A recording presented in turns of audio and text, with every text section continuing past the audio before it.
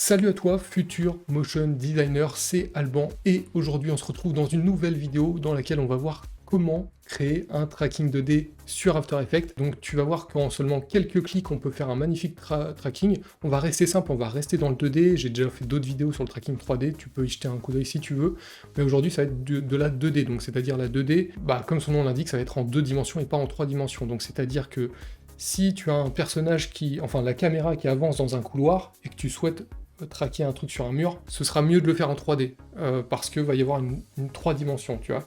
Tu vas y avoir un mouvement de profondeur. Par contre, si c'est une image de drone vue du ciel qui filme une voiture en train de rouler sur une route, et ben là, de la 2D, ça suffit amplement.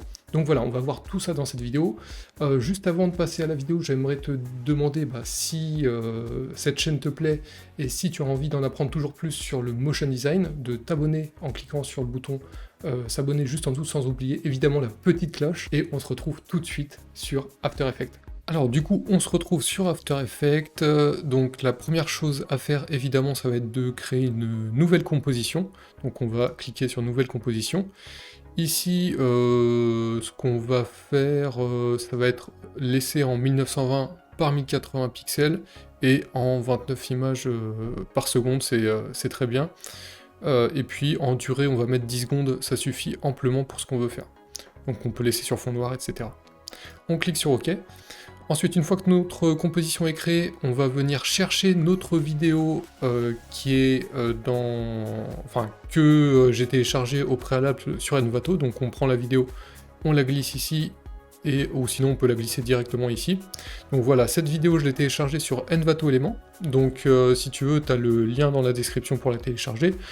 Sache que quand tu t'inscris sur Envato Element, alors c'est quelque chose de payant, mais tu as énormément de ressources, mais même si tu ne payes pas, si tu ne prends pas l'abonnement annuel payant, t'as la possibilité de télécharger 12 items par mois gratuitement, juste en créant un compte chez eux, donc voilà, donc une fois que tu as la vidéo, petite précision, il faut que tu la compresses, parce que en fait c'est du 4K, donc c'est du 3800 et quelques pixels, et là ça correspond pas du tout à notre composition, donc il faut que tu la compresses via, je sais pas, par exemple Handbrake, tu vois, ce petit logiciel qui est très bien, pour qu'elle s'adapte au format de ta composition. Parce que si on commence à faire du tracking 2D sur du 4K, ça va ramer, c'est un peu chiant. Voilà. Donc là, on reste sur du 1920 par 1080. Et voilà, si c'est pas cette vidéo que tu as à traquer et que tu as envie de traquer une autre vidéo, eh bien fais attention à ce que ce soit du 1920 par 1080 et de préférence sur la même fréquence d'image par seconde. Voilà. Comme ça, au moins, il n'y aura pas de souci. Donc, ce qu'on va faire déjà, c'est qu'une fois que c'est importé, on va aller dans Fenêtre, on va ouvrir la fenêtre de suivi, donc on clique sur Suivi, et là tu vois qu'il y a un nouveau panneau qui s'ouvre, et bien ici on va cliquer sur Suivi de mouvement. Voilà, donc là normalement ça te sélectionne directement ta vidéo, il n'y a pas de souci. Ici tu as plusieurs possibilités, tu as la possibilité de traquer la position, de traquer la rotation, et ou de traquer l'échelle. Donc pour ce tuto, on va juste rester sur position. Donc tu vois le type de vidéo que c'est, en gros, voilà, juste la position, c'est très bien, il n'y a pas besoin de traquer la rotation et tout, même si le drone fait une petite rotation autour de la voiture. C'est en 2D, ça rendra... Enfin, en 2D, juste avec la position, ça rendra très bien. Par contre, si tu veux vraiment traquer, y compris l'environnement 3D de ta vidéo. Donc c'est-à-dire si dans ta vidéo la caméra se rapproche de l'élément que tu as envie de traquer, et bah tu peux cocher échelle. Et en fait, quand la caméra va se rapprocher de ton élément à traquer, et bien ton élément qui va traquer ton élément de la vidéo, et bah, va grossir. En même temps que la caméra zoome vers ton élément à traquer. Donc voilà, j'espère que c'est assez clair pour toi. Donc là, maintenant, ce qu'on va faire, c'est régler le curseur du suivi de mouvement, voilà, le truc qui se trouve au milieu de ton écran, comme ça. Donc là, déjà, pour naviguer dedans, déjà, tu peux zoomer dans ton écran, ce qui est plutôt pratique avec la molette de ta souris. et tu vois que tu peux venir déplacer ça. Alors ce qui est bien, c'est que voilà, il faut utiliser aussi des raccourcis. Par exemple, si tu cliques sur H, tu utilises l'outil main qui est ici, et ça te permet de naviguer comme ça, et ensuite tu refais V, hop, ça resélectionne l'outil de sélection, et là on va pouvoir venir traquer notre voiture. Voilà, hop, je viens centrer. Et du coup là tu vois que tu as deux cadres. Donc tu as un grand cadre, et tu as un plus petit cadre. Alors en fait, je vais t'expliquer ça sommairement. En gros, le grand cadre, c'est pour c'est la zone de sûreté de tracking en gros. Donc c'est-à-dire que si d'un seul coup ton élément à traquer fait un mouvement brusque et qui sort de cette boîte, de cette grande boîte, il est possible que ton tracking ne soit pas fluide et qu'il soit un peu foiré, pour utiliser les mots justes. Et du coup, c'est pour ça qu'il faut laisser un peu plus de marge et pas le coller à ce que tu veux traquer. Alors là, je pourrais très bien traquer juste le coffre de toit, mais par question de sûreté, on va venir traquer toute la voiture. Ça fait un gros point blanc avec des éléments noirs sur un fond d'une couleur différente. Donc le After Effects va bien reconnaître cette cible et va pas la lâcher d'une semelle normalement. Alors que si j'avais traqué juste le feu ici, il est possible que le tracking bug à un moment et ne trouve plus le feu arrière ici, et que du coup ça bug. Donc voilà, faut que tu trouves quelque chose qui est assez clair à traquer, et pas, je sais pas, une mèche de cheveux, c'est un peu compliqué, tu vois. Vraiment, il faut que tu aies un truc... c'est pas pour rien que par exemple, dans les tournages de films hollywoodiens, tu vois souvent des croix... sur des fonds verts, tu sais, des croix noires en scotch sur des fonds verts, bah ça c'est pour le tracking. Et en fait, une croix noire sur un fond vert, bah, c'est un élément hyper simple à traquer pour les logiciels, parce que c'est hyper contrasté. Voilà, c'est ça le but. Alors que si ils avaient mis un point vert foncé sur un fond vert un peu plus clair, là ça aurait été plus compliqué. Donc voilà, là on a notre élément.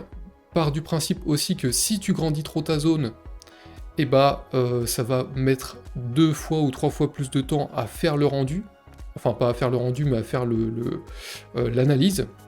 Donc voilà, essaye de trouver le bon rapport, et puis à peu près comme ça, je pense qu'on n'est pas trop mal. Hop, on va réajuster ici, et on va cliquer sur analyser.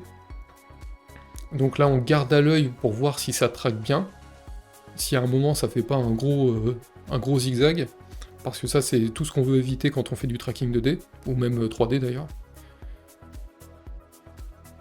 Donc voilà, déjà là tu vois que ça prend un peu de temps. Bon, après j'ai réglé sur 10 secondes, j'aurais pu faire plus court hein, pour l'exemple, mais bon.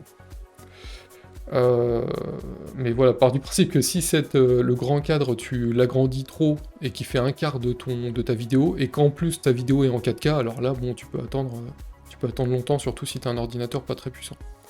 Donc voilà, donc là on analyse rapidement pour voir si il n'y a pas de grosses saccades, et ça m'a l'air tout bien. Donc le cadre suit parfaitement ce qu'il faut. Donc une fois que l'analyse est faite, ce qu'on va faire, c'est qu'on va faire clic droit, nouveau, et on va créer un objet nul. L'objet nul, je vais rapidement t'expliquer la fonction. En gros, c'est un objet... alors attends, pour le voir, on va retourner ici. Voilà, c'est ça un objet nul, c'est le truc rouge là. Donc c'est un objet qui est pas nul justement, qui a beaucoup de fonctions. C'est un objet qui va te servir de lien de parenté en gros. C'est un objet qui est où il n'y a rien, en fait il n'y a pas de texte, il n'y a pas d'image, il n'y a rien, hein, c'est juste un objet invisible, juste avec un cadre de sélection, et ça va te permettre de relier cet objet-là à ton tracking, et ensuite tu vas pouvoir relier n'importe quel élément que tu veux, que ce soit du texte, une image, un JPEG, peu importe, directement sur cet objet nul. Et ensuite l'objet nul, tu vas pouvoir le bouger, ça va bouger tous tes éléments. Donc c'est hyper pratique. Donc par exemple l'objet nul, on va le mettre au niveau de la voiture, comme ça, après peu importe, on le met sur l'écran. On va retourner ici, et du coup ici, hop, on resélectionne notre vidéo, et on fait définir la cible. Et du coup, tu vois, automatiquement, si tu as que 2 calques, donc la vidéo et ton objet nul, ça va sélectionner automatiquement ton objet nul, donc nul 1. et on clique sur OK. Ensuite, on fait appliquer. Et là, il va te demander si tu veux appliquer sur X et Y. Donc en fait, X et Y, c'est l'axe vertical et X, c'est l'axe horizontal. Donc c'est pour traquer les mouvements sur une surface 2D. Sinon, tu peux traquer voilà, sur X seul ou Y seul, mais bon, le mieux, évidemment, c'est X et Y. Donc là, tu cliques sur OK, et normalement, c'est OK. Là, si on sélectionne, hop, notre objet nul, tu vois qu'il a parfaitement suivi, il suit parfaitement la voiture. Donc c'est parfait. Et là, on va pouvoir s'amuser à mettre du texte. Donc par exemple, on va sélectionner l'outil texte, on va cliquer environ vers ici, et on va mettre, j'en sais rien, je sais même pas c'est quoi comme voiture là qu'on a à l'écran. Ça doit être aux États-Unis, donc ils n'ont pas tout à fait les mêmes voitures. On va dire que c'est une Volkswagen. Donc Volkswagen, hop. Si je me trompe pas au niveau de l'orthographe, c'est ça. Ensuite, on va aller dans caractère ici. Donc si tu n'as pas caractère ici, hein, encore une fois, tu vas dans fenêtre et tu sélectionnes caractère et ça va t'ouvrir la fenêtre ici. Là, je vais mettre en Gotham, c'est très bien. On va mettre, allez, de l'ultra. On va grossir un peu. Là, oh là, j'ai mal tenu. Donc là, soit tu peux modifier la taille comme ça, en maintenant Shift, hein, pour pas déformer le texte, hein, parce que si tu maintiens pas Shift, ça fait des trucs dégueulasses. Donc là, tu maintiens bien Shift ou Maj hein, sur Mac. Ou sinon, tu peux directement faire ici. Et petite manip, je sais pas si tu connais, mais c'est important de le savoir quand même, ça te fait gagner un temps fou. Pour que le point de repère soit bien centré à ton texte, tu maintiens commande ou contrôle et tu double-cliques sur cet outil-là. Et là, ça vient centrer ton point de repère ici. Voilà, donc là, hop, on va cadrer ça par rapport à la voiture. Ensuite, on va dupliquer, on va créer une ligne en dessous. On va mettre, par exemple, je sais pas, Tiguan 2 litres TDI, voilà. Partant de ce principe-là, on va changer la typo pour que ce soit plus sympa. Enfin, on va mettre régular par exemple, voilà. C'est la même typo, mais dans un style plus léger. Hop, on va réduire la taille pour que ça cadre bien. Et ensuite, du coup, ces deux quelques textes, on va les sélectionner en maintenant Shift. Et une fois qu'ils sont sélectionnés, on va les parenter à l'objet nul comme je t'expliquais juste avant. Donc là, tu prends la petite spirale qui se trouve ici, donc dans la colonne parent et lien, et tu vas venir faire cliquer-déposer en gros sur l'objet nul. Et là, maintenant, normalement, tes deux textes suivent parfaitement ton objet nul qui est ici. Donc là, voilà. Là, tu vois que tu as fait un tracking. Donc c'est vraiment pas compliqué. Je te fais juste une petite pause pendant la vidéo pour te dire que si cette vidéo t'intéresse et si tu aimerais en apprendre toujours plus sur le monde du motion design pour pourquoi pas en faire ton métier plus tard, tu peux t'inscrire dès maintenant à l'Académie du Motion Design. En fait, c'est une école en ligne pour apprendre le métier de motion designer. Donc, tu vas apprendre le logiciel Illustrator pour faire des illustrations professionnelles et en plus les embellir sur Photoshop. Tu vas aussi, évidemment, apprendre à animer grâce au fameux logiciel After Effects qui est un incontournable du motion design. Et en plus de tout ça, contrairement à des cursus scolaires classiques, on va t'apprendre à trouver des clients pour justement leur vendre tes compétences de motion designer. Donc si aujourd'hui tu te poses des questions par exemple sur comment ouvrir un statut juridique pour exercer ton activité de freelance, comment trouver des clients, comment créer un portfolio, etc., et bah tout ça c'est enseigné dans le cursus de l'Académie du Motion Design. Donc voilà, j'ai accompagné déjà plus de 150 étudiants depuis 2019, et si tu as envie de nous rejoindre, bah n'hésite pas à jeter un coup d'œil au site en lien dans la description, ou sinon tu peux te rendre directement sur le site, c'est formation-motiondesign.fr. Voilà, je te dis à tout de suite sur le site, ou à tout de suite pour la suite du tuto. Là, ce qu'on peut faire, c'est par exemple mettre une petite animation sur notre texte pour le faire apparaître.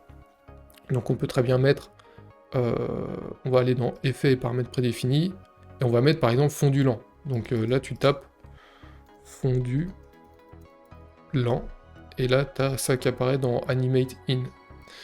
Donc là tu double-cliques, Voilà, et là ça les a fait disparaître.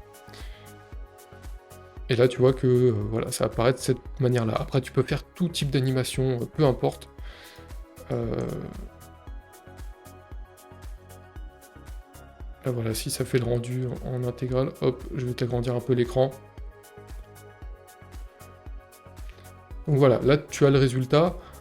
Tu peux évidemment ajuster comme bon te semble, tu peux changer la couleur du texte, tu peux faire absolument tout ce que tu veux, tu peux coller, je sais pas, le logo Volkswagen au-dessus et le parenter à l'objet nul, et il va traquer de la même manière ton élément de tracking.